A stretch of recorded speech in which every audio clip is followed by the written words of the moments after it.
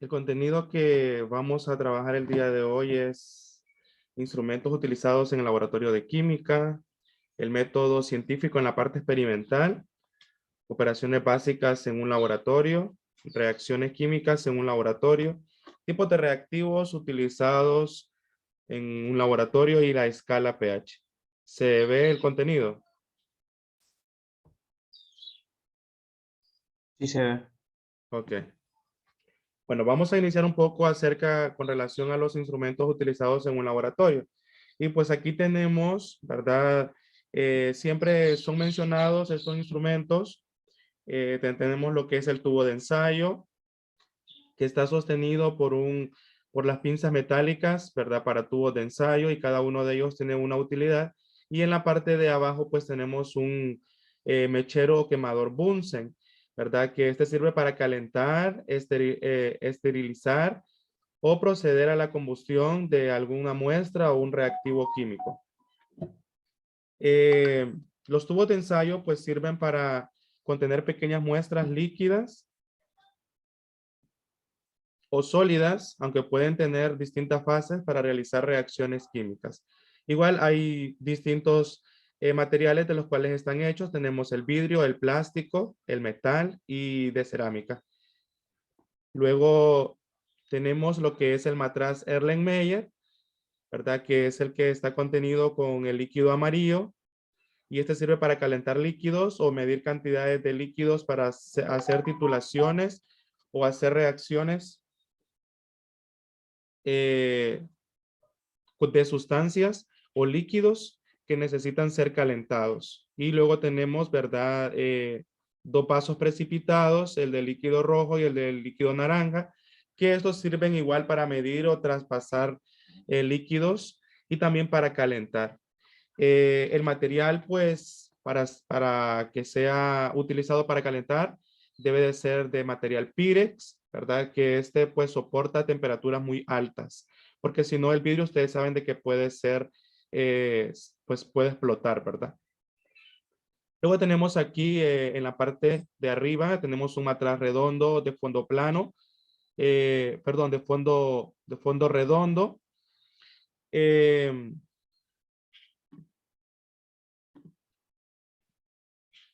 Este sirve para calentar compuestos en el proceso de la destilación y en otras reacciones. Normalmente sirve para contener líquidos y someterlos a altas temperaturas. Tenemos un matraz de fondo redondo, tenemos abajo una bureta que está siendo abierta para vertir líquidos y este instrumento pues sirve para medir líquidos o volúmenes con una precisión exacta a una determinada temperatura. Y tenemos a la derecha pues tenemos el microscopio monoocular, que este sirve para observar elementos que no podemos observar así a simple vista y a través de un lente eh, proyectado por los rayos de luz y este, ¿verdad?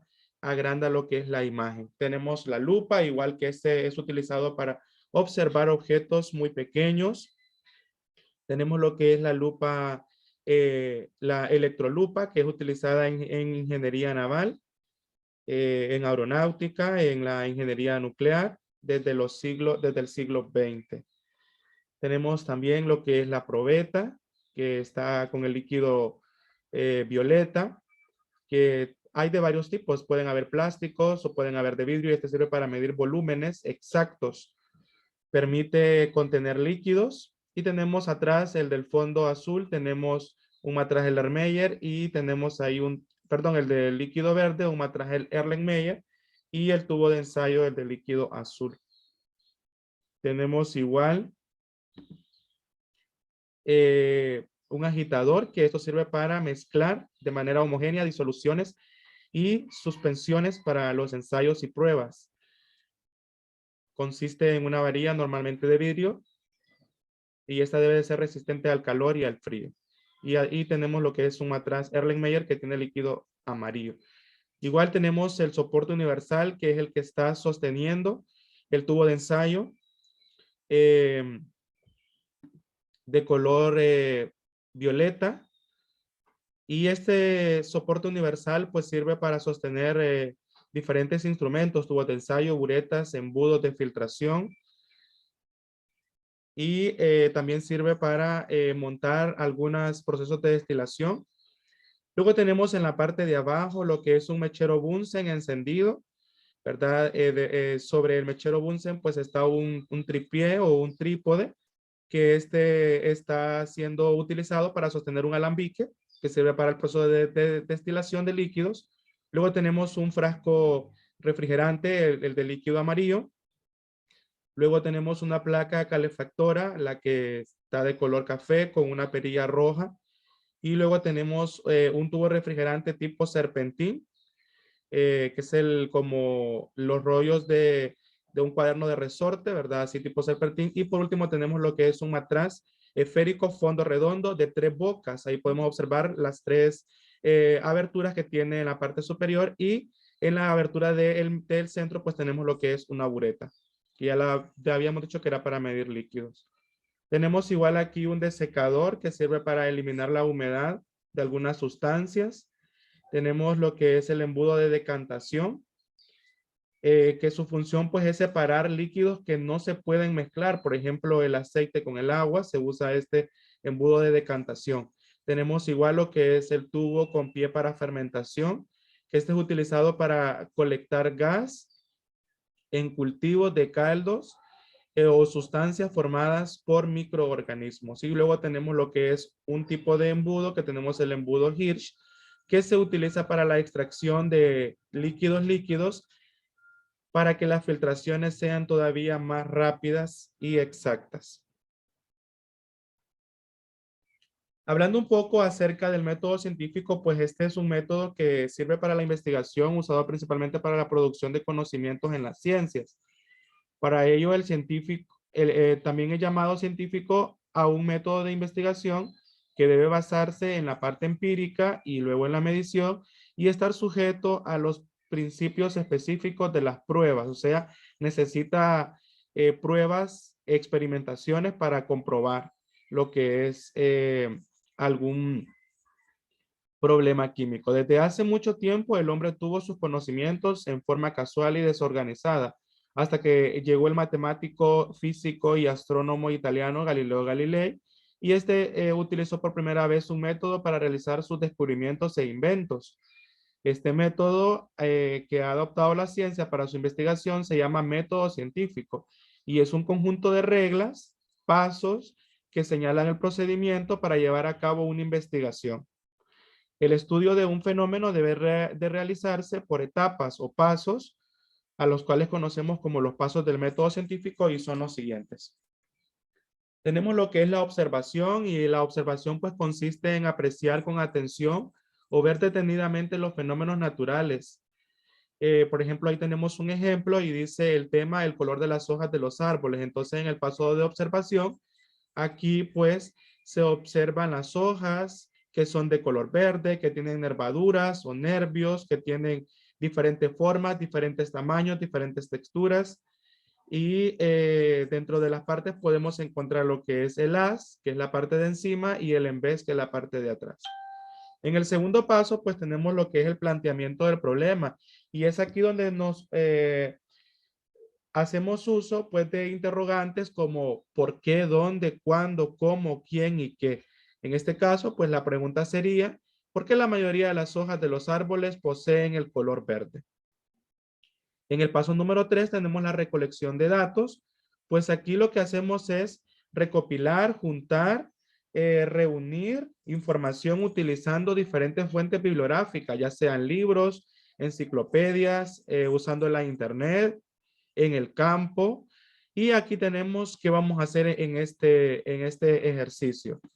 Pues vamos a ir a un área verde de nuestra zona y vamos a colectar diferentes clases de hojas para un proceso de experimentación. Luego tenemos la formulación de la hipótesis, que sabemos que una hipótesis es una suposición. Es, por ejemplo, diferentes ideas para llegar a una idea correcta. Entonces aquí tenemos 3 suposiciones. Tenemos que les ayuda a mantener los rayos del sol.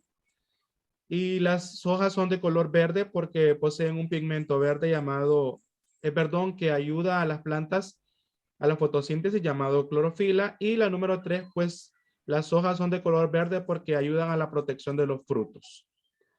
¿Cuál creen ustedes que es la respuesta correcta? Las hojas son de color verde porque sirven para mantener los rayos del sol, o son verdes porque poseen un pigmento, o son verdes porque ayudan a la protección de los frutos.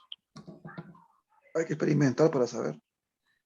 Hay que experimentar para saber, correcto, ¿verdad? Aquí tenemos solamente 3 hipótesis y ahora vamos a la siguiente, al siguiente paso, y es como decía el profe Marcio, que vamos a la experimentación. Y en la experimentación lo que vamos a hacer es comprobar o eliminar las hipótesis, ayudándonos de experimentos y de aparatos especiales. Pues para ello, miren, yo visité el laboratorio del colegio y voy a comprobar cada una de mis hipótesis. Y lo primero que voy a hacer es ir por la hipótesis número 1, que decía que les ayuda a mantener los rayos del sol. Entonces voy a estudiar un poco acerca de qué tiene que ver los rayos del sol con las hojas. Y pues me doy cuenta de que los rayos del sol pues no son los que ayudan a que la hoja sea de color verde. Luego tenemos la siguiente hipótesis y aquí la tenemos. Visito un laboratorio y para ello, ¿verdad? Voy a necesitar un beaker con una muestra de hojas que colecté y le voy a depositar alcohol etílico o agua destilada y voy a colocar la muestra a calentarla con nuestro mechero, con un tripié, y observo que desprenden partículas de color verde de las hojas.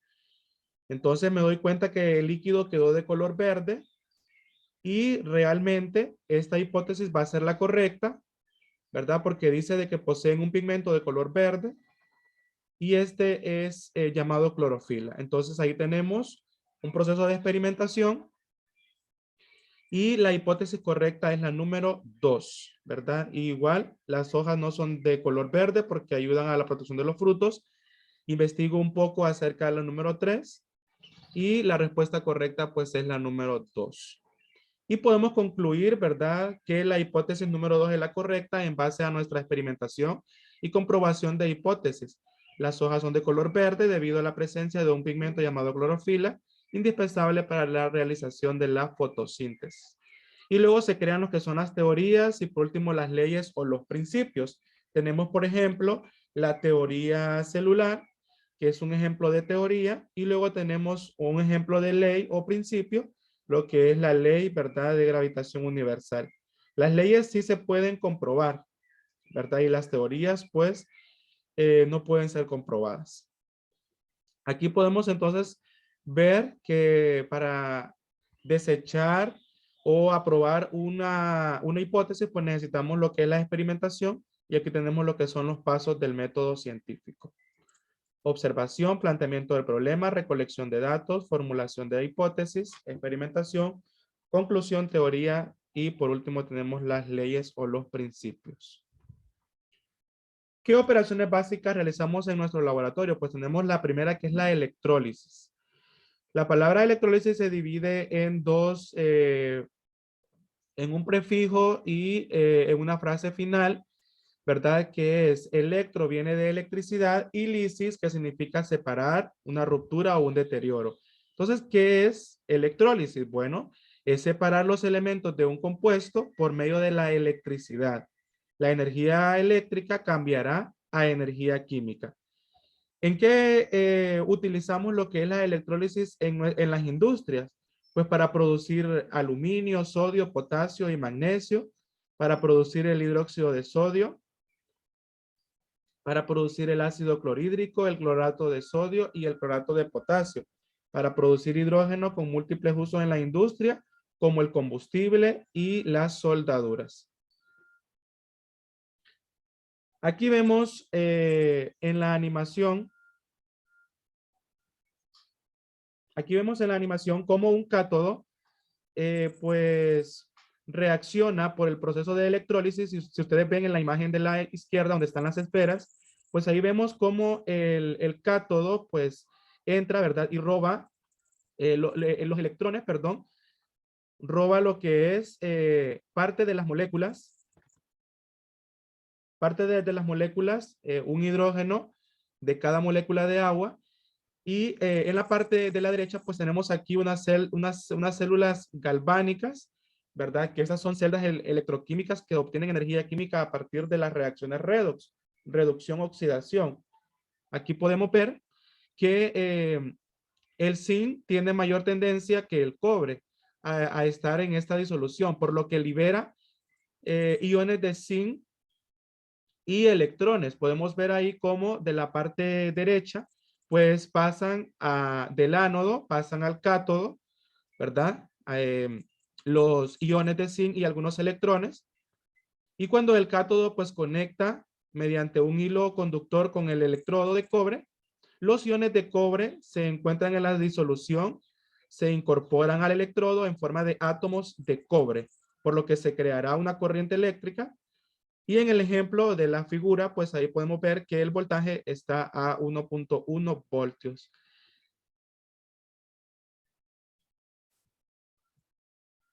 Tenemos el segundo proceso, que es la pirólisis. La número 1, pues será electrólisis, y ya vimos que este es un proceso para separar compuestos utilizando lo que es la electricidad. Y ahora el número 2, este es un proceso que sirve para separar o para realizar rupturas o deterioros, pero necesitamos fuego. Y dice el concepto que es la descomposición química de materia orgánica y todo tipo de materiales, excepto metales y vidrio. No podemos usar este tipo de materiales, causada por el calentamiento a altas temperaturas, en ausencia, o sea, no debe de haber ningún compuesto que contenga oxígeno y ningún halógeno. Sabemos que los halógenos, ¿verdad? Está el flúor, el cloro, el bromo, yodo. Existen diferentes tipos de pirólisis. Bueno, aquí vamos a mencionar dos. La pirólisis acuosa, que como su nombre lo dice, necesita presencia de agua. Y la pirólisis al vacío, pues esta pirólisis implica, ¿verdad? Material orgánico que se calienta para lograr reducir lo que es el punto de ebullición.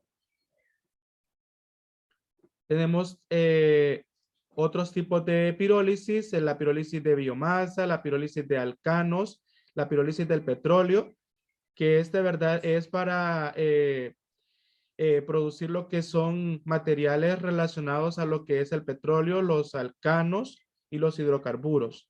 Tenemos la pirólisis del plástico, ¿verdad? Que sirve para descomponer el plástico en elementos más básicos. Y tenemos la pirólisis de la madera, que, ¿verdad? Esto pues necesita la utilización de la madera y a una temperatura de 450 grados Celsius. El proceso número 3 es la decantación. Aquí podemos ver en la imagen de la derecha cómo se llama ese instrumento. Lo vimos al principio.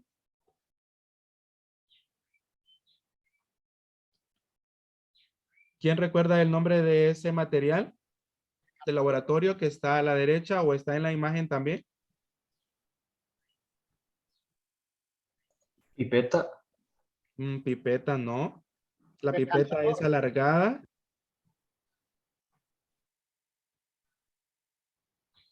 ¿Alguien recuerda? El decantador. El decantador, correcto. Muy bien. Ahí tenemos lo que es el decantador. Y la decantación, mire, ahí viene su nombre. Pues es una técnica que sirve para separar un sólido mezclado homogéneamente, o también podemos trabajar con líquidos. Puede haber sólido líquido o líquido líquido. En el caso, por ejemplo, ahí tenemos el ejemplo de aceite y agua. ¿Y cómo funciona el embudo de decantación? O el decantador, como lo mencionaba la persona que respondió ahí. Pues aquí lo que se hace es, se vierte la mezcla en el embudo de decantación, asegurándonos antes de que la llave es la que abre para poder que caiga el líquido, ¿verdad? Debe de estar cerrada. Vamos a introducir los líquidos. Y debe de estar en posición horizontal, así como está cerrada la válvula del embudo de decantación, para que la mezcla no salga mientras la vertemos o mientras cae. Se deja reposar hasta que ambos líquidos se separen muy bien, como ahí tenemos el aceite y el agua. Luego, se coloca un vaso de precipitado, ¿verdad? El embudo, y lo que hacemos es abrir lo que es la llave. Y empieza a salir el líquido más denso. Y luego, ¿verdad? Cerramos la llave cuando ya haya pasado todo el primer líquido. Y el líquido menos denso es el que va a seguir en el embudo de decantación. Entonces ahí tenemos lo que es el proceso de decantación utilizando lo que es el embudo de decantación.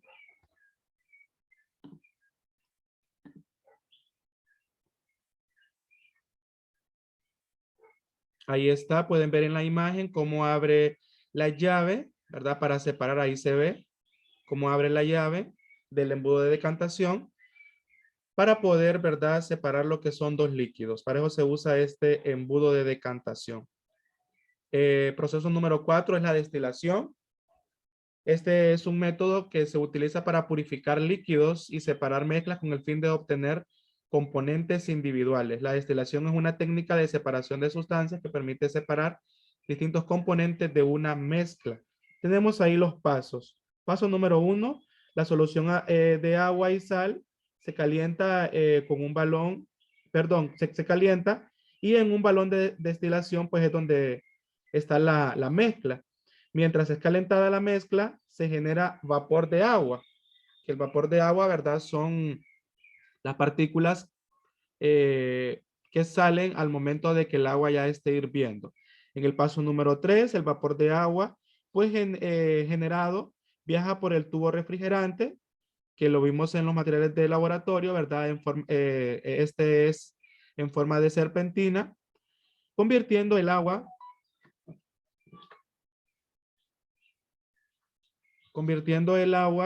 de estado gaseoso a estado líquido. Y luego tenemos el paso número 3, que ahí es donde, ¿verdad? El agua se condensa en un recipiente, o sea, se deposita en un recipiente. La sal no se evapora y se queda en el balón de destilación. Entonces, ahí tenemos lo que es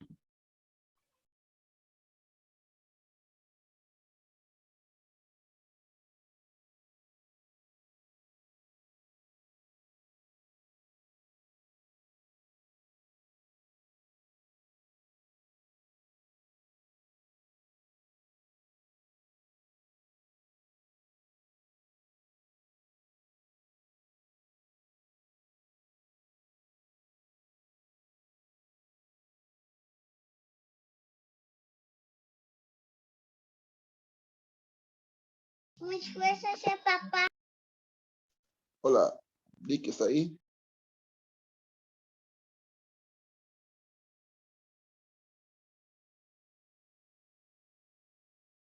Vicky, Enrique, ¿nos escucha?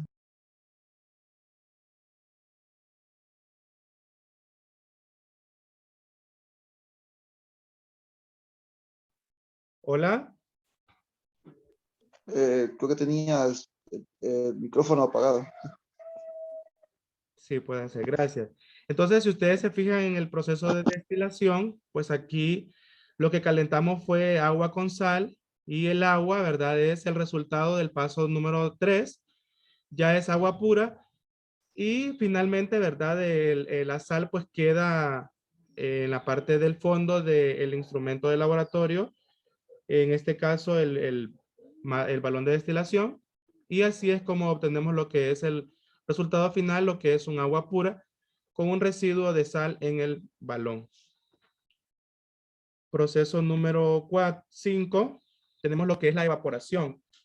Pues este proceso, ¿verdad? Es un proceso de transición de fases que experimenta una sustancia a partir de un estado líquido a un estado de vapor o gas. Este proceso ocurre solamente en la superficie entre el líquido y el gas. La evaporación es el inverso a la condensación.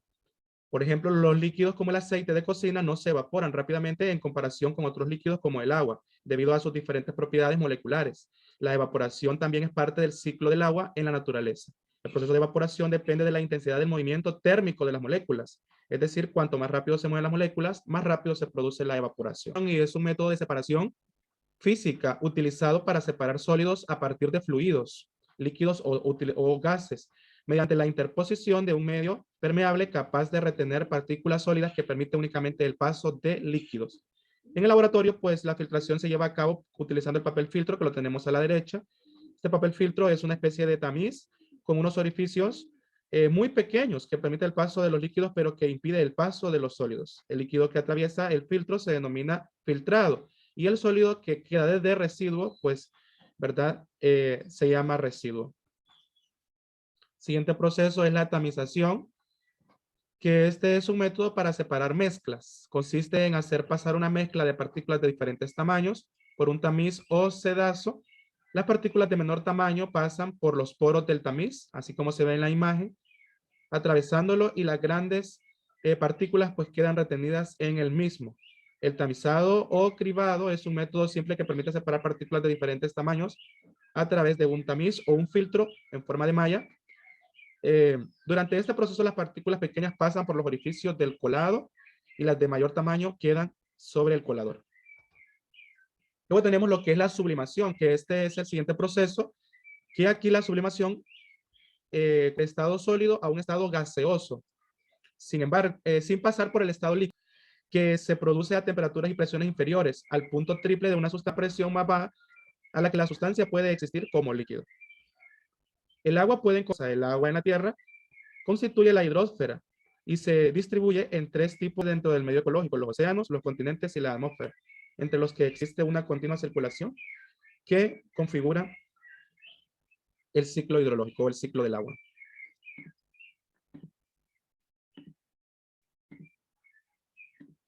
El siguiente proceso es la licuefacción, y este es un proceso de cambio de estado físico en el que una sustancia en estado sólido o gaseosa pasa directamente al estado líquido gracias a un cambio radical en sus condiciones físicas. Tenemos aquí algunos tipos: licuefacción de gases, licuefacción de suelos, ¿verdad? Que esto tiene que ver un poco con los movimientos sísmicos o temblores, y la licuefacción directa del carbón. Un ejemplo claro de la licuefacción, ¿verdad? Es en la industria de los encendedores, pero sabemos de que lo que hay ahí pues es un hidrocarburo, ¿verdad? Y este hace, ¿verdad?, que se produzca lo que es el fuego.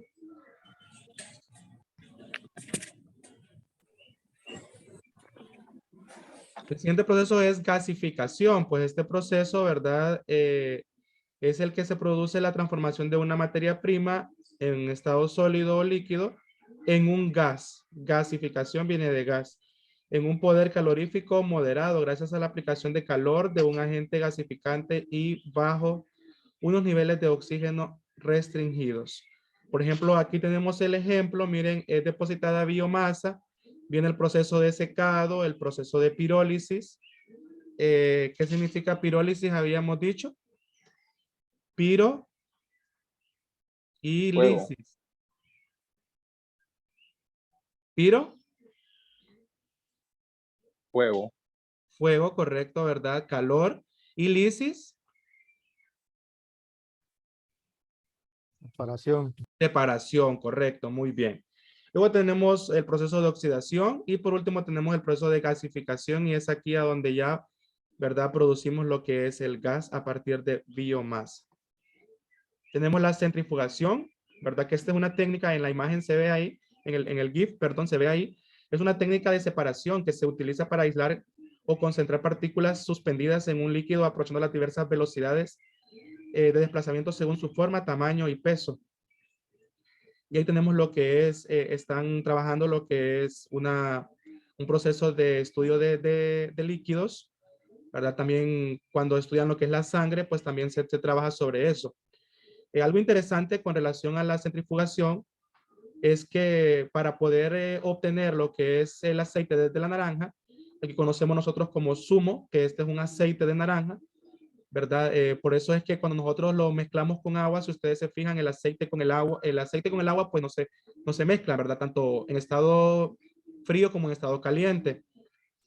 Y cuando nosotros pelamos una naranja, pues sabemos de que las manos nos quedan como aceitosas, ¿verdad? Este es un aceite, es un lípido, ¿verdad? Y por eso cuando nosotros nos lavamos, pues no hay mucha relación entre ellos dos. Y ese es el último proceso, ¿verdad? Con relación a los procesos que podemos estudiar: centrifugación, gasificación, licuefacción, sublimación, tamización, filtración, evaporación, destilación, decantación, pirólisis y electrólisis. Aquí tenemos, estos son los procesos que estudiamos, ¿verdad? Para que ustedes pues conozcan cada uno de esos términos. También tenemos reacciones químicas que ocurren pues en nuestro alrededor. Por ejemplo, tenemos la reacción de combustión que ocurre cuando, ¿verdad? El carbono de la madera pues hace reacción con las partículas de oxígeno, ¿verdad? Y esto lo que produce es la combustión o el fuego. Tenemos otra reacción que es cuando mezclamos lo que es el bicarbonato de sodio con el jugo de limón, que esta es una reacción ácido-base. Y tenemos las reacciones de precipitaciones, por ejemplo, cuando hacemos un jugo de naranja y la pulpa queda, ¿verdad?, en el fondo del vaso, o cuando en el motor del automóvil o de la moto, ¿verdad?, queda, ¿verdad?, en el fondo del motor lo que son las partículas de el aceite.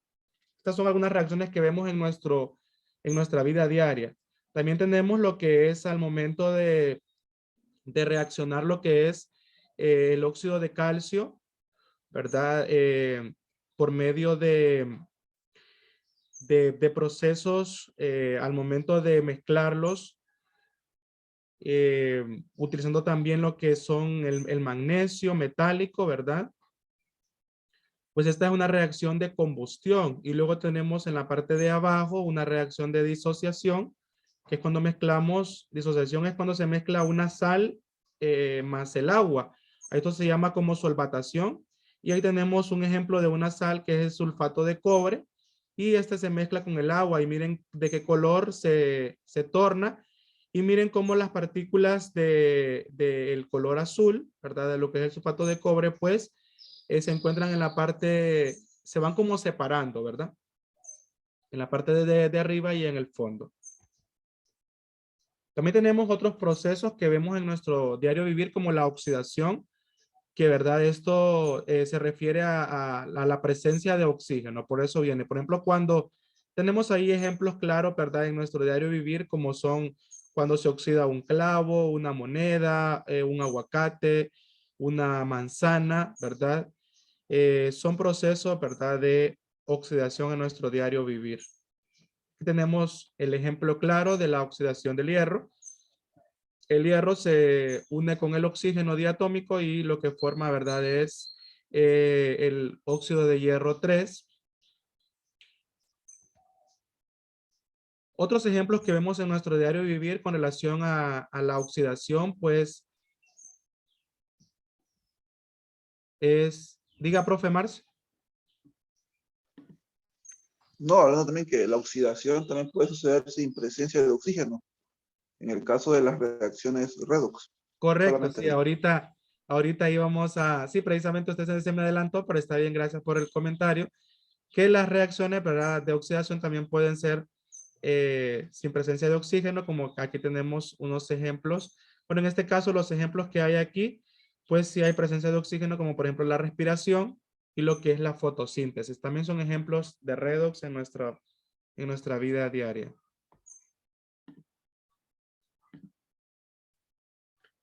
Y pues aquí tenemos algunas reacciones que podemos aprender. Miren ustedes qué interesante es cuando se mezcla flúor, ¿verdad? Reaccionando con hidrógeno dentro de un balón, ¿verdad? Luego tenemos aquí el poliacrilato de sodio cuando se une con el agua. Miren qué interesante reacción tiene. Luego tenemos aquí un imán de neodimio cayendo a través de un tubo de cobre, creando un campo magnético equilibrado. Tenemos, miren cómo se abre un grano de maíz, ¿verdad? Gracias a la acción del calor en un microondas. Tenemos aquí otras reacciones como el tiocianato mercúrico, perdón, en descomposición. Mire lo que forma. Luego tenemos cómo reacciona el peróxido de hidrógeno o agua oxigenada, ¿verdad? Cuando se mezcla con el yoduro de potasio.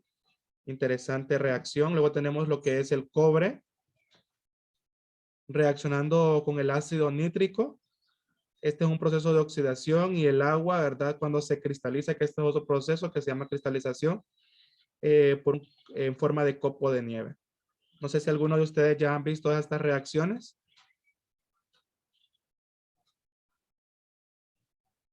O alguna que ya hayan hecho en su laboratorio.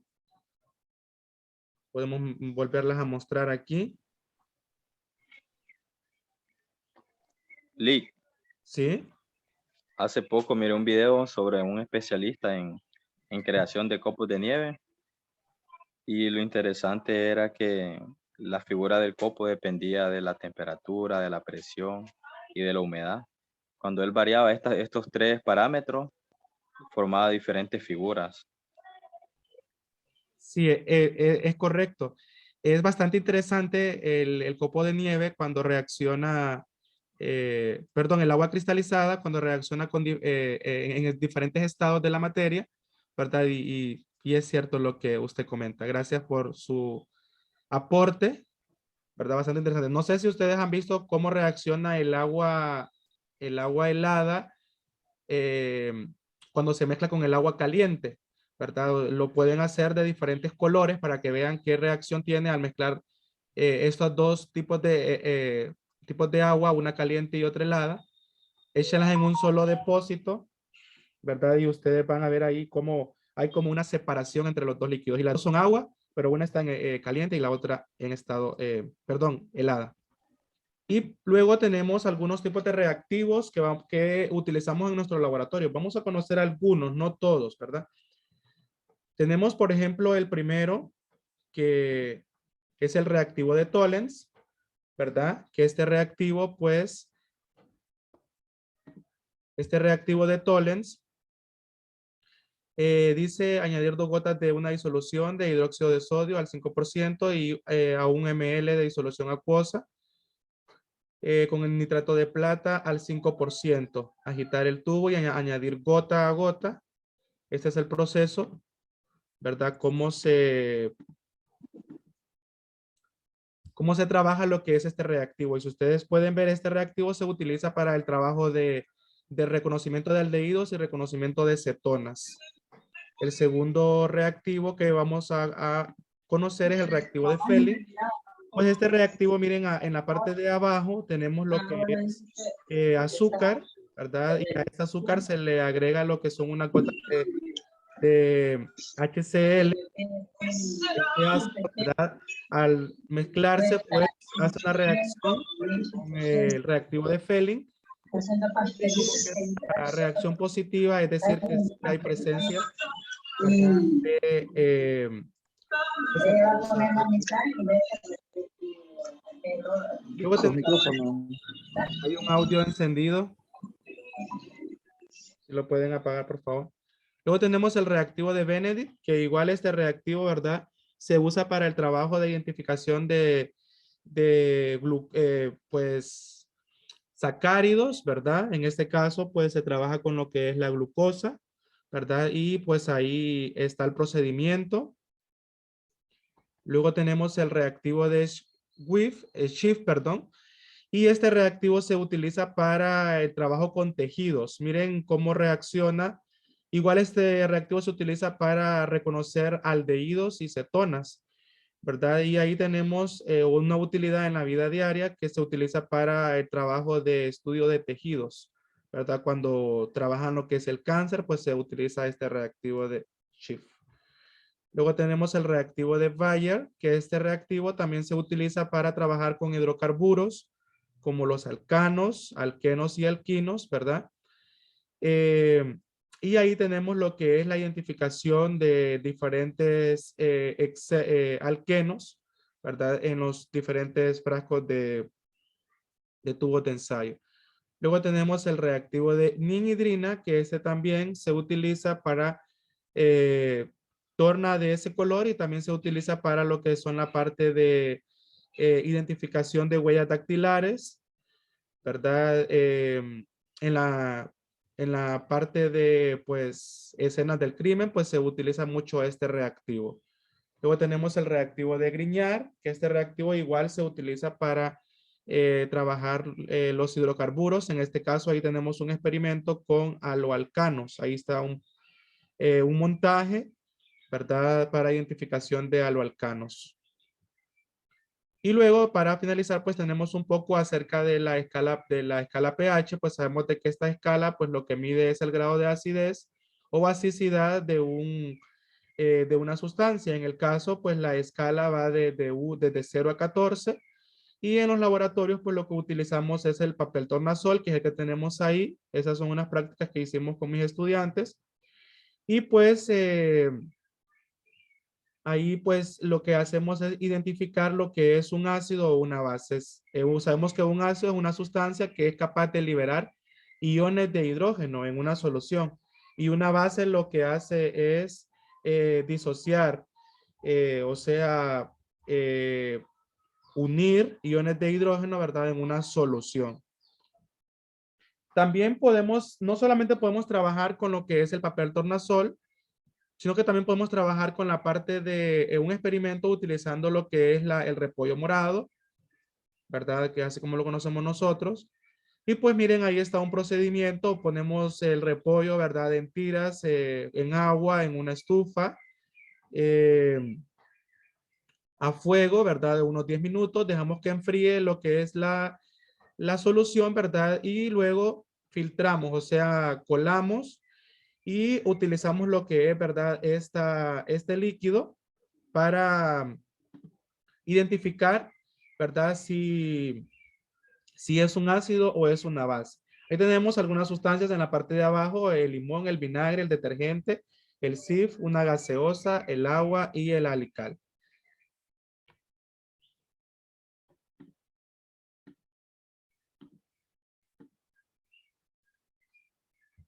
Luego ahí, pues, cuando ya en el laboratorio, pues ahí muestra, ¿verdad? De qué color se tornó el líquido cuando depositamos, ¿verdad? Cada una de las mezclas. Le depositamos unas gotas, ¿verdad? Del agua morada. Y luego observamos ahí, ¿verdad? De qué color, para saber si es ácido o es base. Aquí tenemos algunos ejemplos de la escala pH. Miren, por ejemplo, en la escala 0 tenemos el ácido de batería y el ácido clorhídrico en la escala pH. En la escala pH número 1, pues tenemos el ácido estomacal, el ácido sulfúrico y el ácido gástrico. En el número 3, no sé si se puede. En el número 3, ¿verdad? Pues aquí tenemos lo que es el jugo de naranja, el refresco de cola y los enjuagues dentales. En el número 4, aquí tenemos lo que es el jugo de tomate, la cerveza, los vinos, la lluvia ácida, ¿verdad? Y algunos lagos ácidos. En el número 5, pues tenemos lo que es el café negro, el té, las bananas, la lluvia, limpia, ¿verdad? Y los plátanos. En el número 6, pues tenemos lo que es nuestra saliva, la leche de vaca, un lago pues con agua saludable que se pueda tomar, la orina, el agua potable, que sea también, ¿verdad? Saludable. En el número 7, ¿verdad? Tenemos lo que es el agua pura, la que tomamos en las botellas, la saliva, el agua destilada y nuestra sangre. Y en el número 8, aquí está, tenemos el agua de mar o agua marina, los huevos y algunos enjuagues dentales. En el número 9 tenemos lo que es el bicarbonato de sodio, el jabón para lavar manos y el polvo para hornear. Y en el número 10 tenemos los antiácidos, los que tomamos cuando tenemos reflujos, la pasta dental, la leche de magnesia. En el número 11 tenemos el amoníaco, algunos antiácidos, enjuague de tratamientos, perdón, dentales.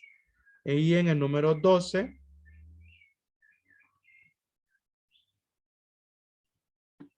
tenemos lo que es el agua con jabón o agua jabonosa, el hipoclorito de sodio, la lejía y el cloro y lo que es la lavandina. Creo que eso nos haya quedado el número 2. El número 12 nos había quedado, pues aquí tenemos lo que es el jugo de limón y el vinagre. Entonces en la escala de pH, miren, estos son algunos ejemplos con relación a las sustancias.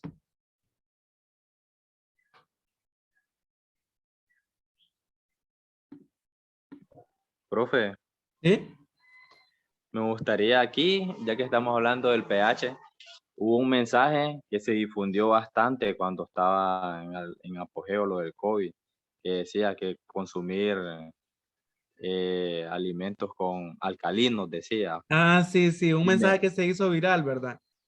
mencionaba que el limón, que la naranja, que piña, que un montón de alimentos que en vez de ser alcalinos son ácidos. Y la gente lo compartía, Dios. Hay muchas veces compartimos cosas que no son verdad, pues. Sí, correcto. A veces, pues, como no conocemos un poco, ¿verdad? Acerca de qué sustancias, pues, son ácidas y qué sustancias son básicas, pues compartimos información que es falsa, correcto. Y pues aquí, hasta aquí, ¿verdad? Es lo que mi presentación, ¿verdad? Pues conocimos un poco, ¿verdad? Algunos procesos, conocimos un poco algunos materiales de laboratorio que no son los comunes, sino que son algunos, ¿verdad? Que ya debemos de ir conociendo por si en algún examen pues nos aparecen nombres así como esos. Eh, no sé, ¿verdad? Si quieren que les comparta la presentación, ¿verdad? Para hacer un repaso igual, con gusto se las comparto. Y pues si hay preguntas, pues estoy para ustedes.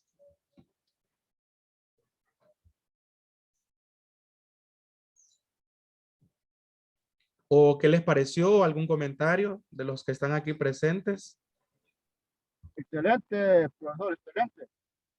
Muchas gracias, profe Carlos, es verdad. Así es, Carlos, tú vas a decir, y sí me gustaría que ese enlace nos lo compartiera porque serviría de mucho apoyo a nosotros también en el colegio. Sí, está bien. Yo ahorita que termine la clase, pues voy a dejar de grabar y el enlace pues se lo voy a compartir igual.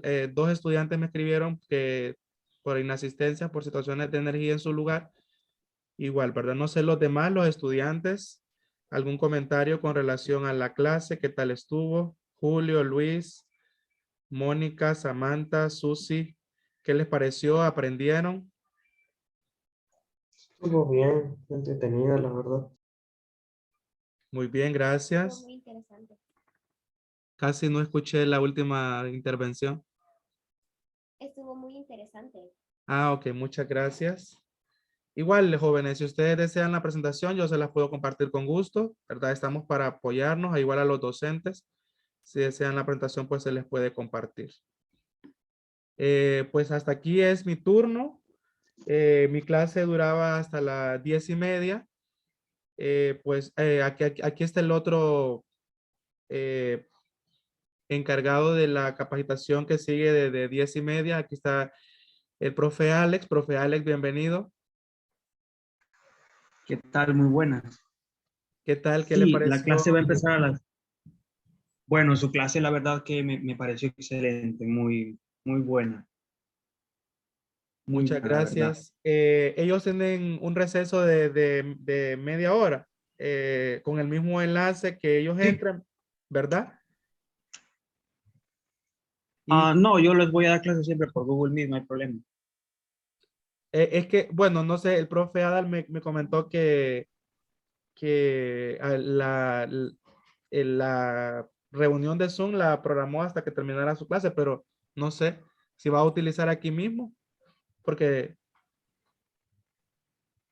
Sí, yo a él le comenté y le dije que pues a mí me salía mejor hacer la reunión por Google Meet porque me da la grabación. Entonces me dijo que sí, que estaba bien. Ah, ok, está bien.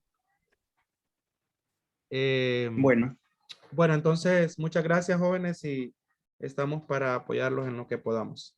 Pasen buen día.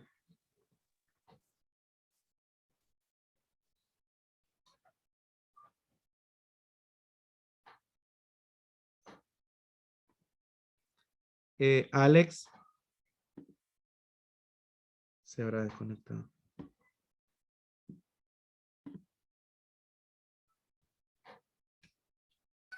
Bueno, gracias, profe. A la orden.